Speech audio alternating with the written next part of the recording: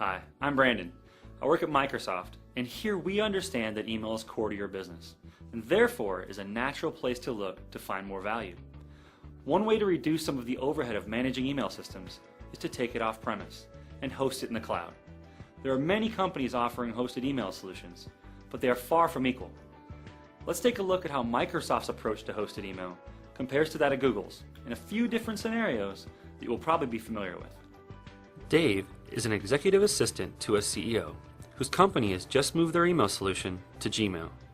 As soon as he starts using Gmail, he notices several features that he needs are missing.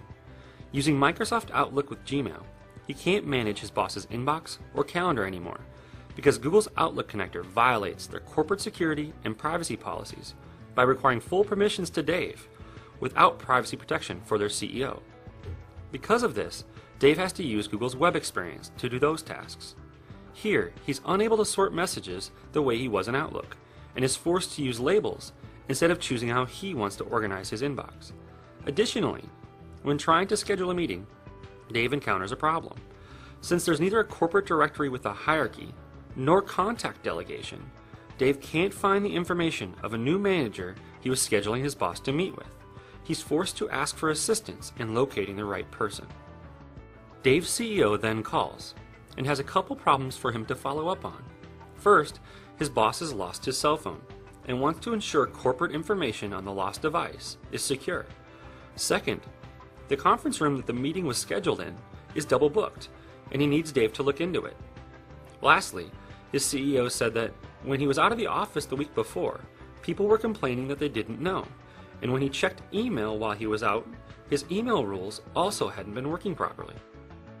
Dave has to call his IT help desk to get assistance. They inform him that Google Gmail doesn't have the ability for end users to remotely wipe the information on the lost phone. However, they will escalate to IT to do this since it requires full admin rights, which the help desk doesn't have.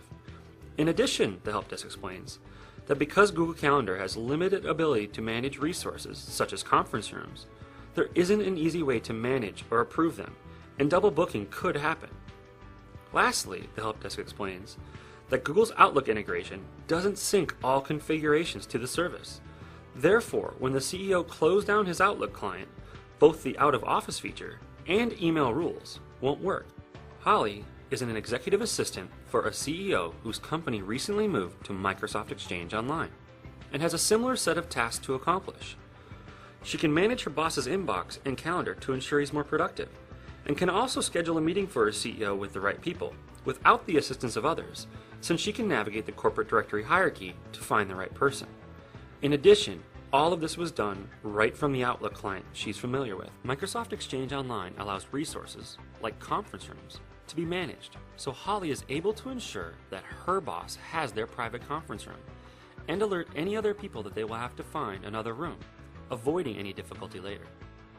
Holly's boss emails to say he's lost his smartphone.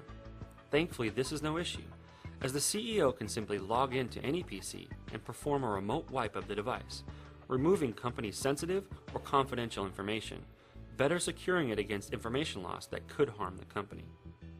Now, let's take a look at what is happening in the IT department for companies in these situations.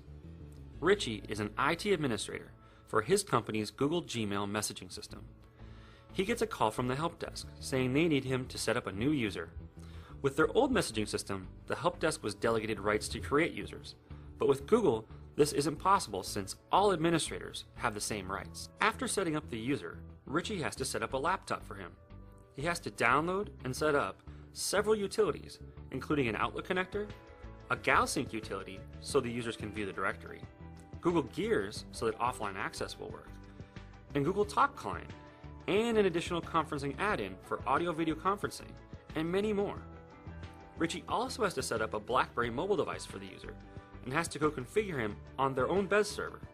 They still have to manage a server for this on-premise, even though the rest of their environment is hosted in the cloud, since Google doesn't support BlackBerry natively. Compare this to Bob, who's the IT administrator for a company that recently moved to Microsoft Exchange Online.